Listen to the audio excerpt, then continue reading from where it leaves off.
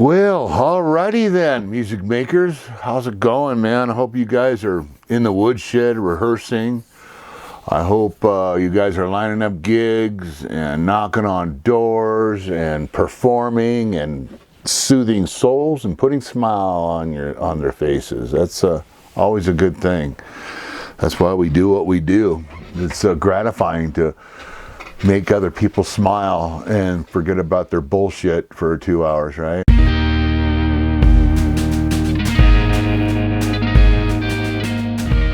Well, anyways, I just want to do a quick little update. This little episode's going to be about smoke and mirrors. Yeah, I talked to you last time, and I think I was out in the back, and I had my cowboy hat on and all that good stuff. And a storm was coming in. That's what it was. And we ended up getting probably, I don't know, maybe 6, 7, 8 inches of snow, something like that. But it comes and goes quick out here in the mountains of Southern California. It doesn't stick around that long at all because it's Southern Cal, right? Then in Central Cal up in the Sierra Nevada mountains is a different ball game. Yeah, got a lot of snow up there. Anyway, so I talked to you guys last, and I told you guys that I was lining up a gig with this other guy at the Big Bear Bar and Grill. And I told you I'd talked to them previously, and the one guy claimed he was the owner, and he wasn't. But he was the girlfriend. I think it's his girlfriend. I don't even think they're married. And his girlfriend is actually the owner, what I found out. And then she has a partner, another owner. His name's Mike. They got a little bar and grill down. It's actually a nice venue, except the only problem, which I don't like, is that the bar and the dining room and the new stage where they built the stage in the new dining room, they did a room addition, I guess, and it's a nice size little room, probably holds 100 people, maybe something like that. Yeah, so the first time I went to talk to them, that was under construction. It wasn't done, but it's done now. As a matter of fact, when I went to go talk to this guy, I heard a band playing, and so I got up off my seat at the bar and I went around the corner through this doorway, and then there's a nice big room with a stage in the corner. This band was breaking down. So anyways, this is my update on that. I think I left it with you guys that I was waiting to hear back. He had to talk to his partner. So anyways, that night I get a text back, and let me find this guy's here we go, right here. All right. Yeah, this is interesting. Okay, so let me tell you what I wrote him. See, I'm trying to get my foot in the door, establish a place because once I get my foot in the door, I'm pretty confident that I'm going to close, they're going to want me regularly. Wind's coming up out there. Okay, yeah, so I told him that my deal, I was giving him good friends price. I was giving $100 a set. So if he wants me to do 2 sets, 2 hours, $200. Wants to do 3, $300. And that's what I told him. So he got back to me, and he says he doesn't have a budget. So yeah, so that was basically what I told him. So he said he needed to talk to his partner. And so I updated him. I told him, this is what he says. He says, yes, we usually do 45 on, 15 off, a set thing, standard, and he knew that was standard. That's great. Thank you very much, and I will let you know tonight after I talk. And this is where I had left off. Talk to my partner. We do include food and beer, drink per set, everything but a couple of entrees or top shelf liquor. He laughs out loud. If I don't text you, reach back out to me tonight, and I will let you know tonight. I will meet with her. Okay, so that's where it was left off. I think 6 o'clock rolled around or whatever. Oh no, I text him. I text him at 6:30 that night that I did the vlog. Yeah, I just told him it was me, and I'm checking in about Thursday because he wanted me to play on Thursday. He wants to do this Thursday night thing, which is fine. And if I take a little less, that's cool because it's not on the weekend. It's not taking up a Friday or Saturday night where I can make more money elsewhere. So Thursday night's good. So I was up with that.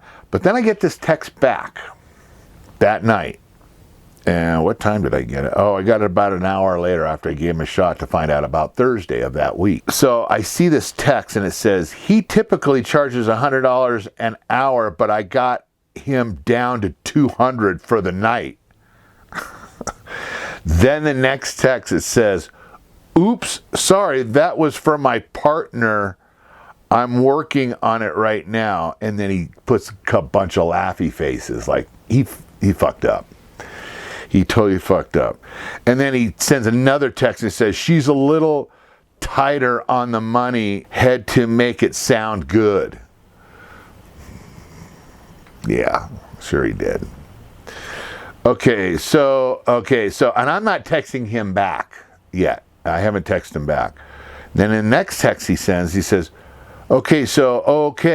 with a, he wants to do December 1st, so the Thursday wasn't going to fly. So he wants me to start, do a show December 1st, which is a Thursday night, I believe, for the first time, and we'll see how it goes from there, ? Hopefully we can do some good promotions, get crowd here, we can build it up from there. Okay, makes sense, whatever. So it pissed me off because he came back to me and I didn't read the other part of the text, but he wanted me to, he goes, typically we don't pay that much. And, you know, I needed somebody to play at least 3 hours or even more. I got back to him and I told him I would do $200 for 3 hours. So he's getting an hour free. So I'm fine with that. Sometimes you got to bend the rules a little bit and get your foot in the door. Put in your time. Put in a good show, a good act, good performance, and really try your best to bring the place down. Just get into what you do and do what you do best. Forget the crowd, but you know, obviously you got to work the crowd. But anyway, so yeah. So I told him, yeah, okay, I'll do that. You know, I'll give you the third hour. But you know, what pissed me off was, you know, I told him, I said, you know, I you know, for $200, I do go over $100 a set. You know, I made it sound like that's my thing, and I could have stood my ground and said, hey, I'm normally $125 an hour, but I'm giving you good friends price. If you want me to play a third hour or more, you got to pay me. You know, it's that simple. So I didn't go that route. I was very kind of passive a little bit about it, but I kind of stood my ground. I says, well, I can tell you what, I can do 200. So anyways, he gets back to his partner and sends that email to his partner saying, hey, I got this guy to go, he's $100 an hour, and I got him to do all night for 200. I'm laughing at this text that he sent to me by accident that was supposed to go to his partner. It pissed me off, man. I'm not gonna lie. It pissed me off, but it didn't, because I get it. First off, they don't know who the fuck I am, but you know, it just shows you the bullshit that owners and managers of a venue, restaurant, bar, a lodge, whatever it is, will bullshit you on when it comes to the price. Some people, you get it for, I've been pretty lucky. People don't really bicker too much, and if I do come down the price, I brought it down. I volunteered to bring it down. Nobody has said, hey, you know, nobody's haggled with me, basically. But it just pissed me off. So I'm like, oh, shit. You know, I know this guy's got the budget. You know, he lies to me and tells me he doesn't really, we don't have a very big budget, blah, blah. Well, apparently, you know, which is, I don't even know if I believe him. It's probably the, you know, but he did send that email. And it just pissed me off. Big time. Pissed me off. He typically, so this is what he said to her, what was supposed to go to his partner, this girl. He typically charges $100 an hour, but I got him down to $200 for the night. Well, that's false right there, because I mean, unless he says a 3 hour is a night, but I think he mentioned in a previous email that they like to go even past that, you know, do like 4 hour. Anyways, long story short, you know, he haggled with me. I got suckered to go down. I didn't stand my ground, but that's okay. So I got this text that night on my last vlog, and I didn't answer it. I go, I'm letting this fucker sweat, because he fucked up. You could tell he was like, oh, you know, she's real tight and sorry about that. You know, I mean, he says the bullshit at the end, and she's real tight on the money. I had to make it sound good. I'm like, oh, fuck, you know, blow me. Anyway, so, yeah, he kind of won that one. You know, sometimes you get that once in a while. You got to haggle with people about the price, and it sucks, but, you know, in the reality at the level that we're at playing the places we play, you know, we don't have a manager to haggle and do all that stuff. We got to do it on our own. So anyway, so yeah. So I'm doing this gig on the 1st. Okay, so I didn't get back to him. I let him sweat all fucking night. If he did, who knows. But I didn't get back to him. And it was fairly early. It was 7:30 when he accidentally sent me that text. And then the follow-up text is apologizing. So I didn't answer it. So the next morning, I got back to him. I waited. I go, I'm going to let him sleep on this tonight. And what sucks is I ran into this guy and his wife, and he seems like a nice guy. I ran into him. I think I told you on the last episode that I ran into this freaking Nimrod at the Moose Lodge.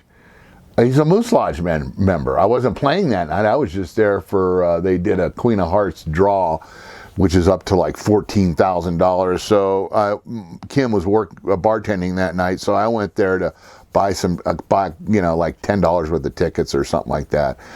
Anyway, so, and I saw him there, and we met and said hi briefly or whatever. And his wife, I didn't meet his wife, but I saw his wife, and so yeah, it was all cool, whatever.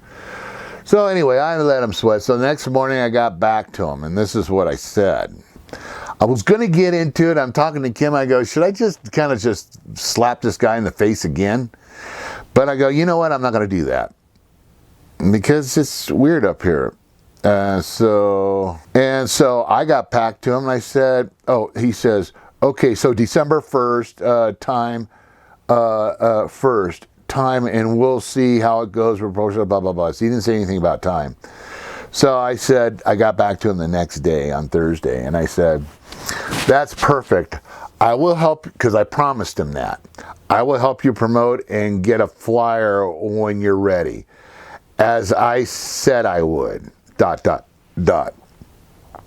Because you don't know who the hell I am, laugh out loud, this will be a one-time deal only.